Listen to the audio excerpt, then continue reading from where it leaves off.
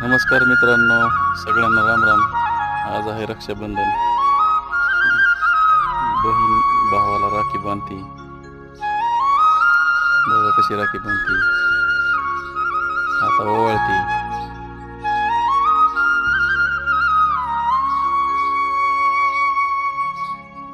आणि तांदूळ तांदूळ घेतला, तांदूळ कशी टाकते.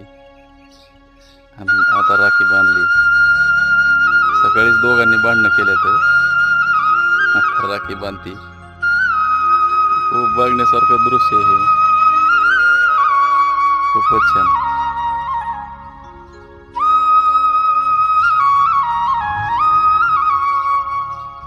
खायला घालते पेढा, पण काय खात नाही. खाल्ला हो.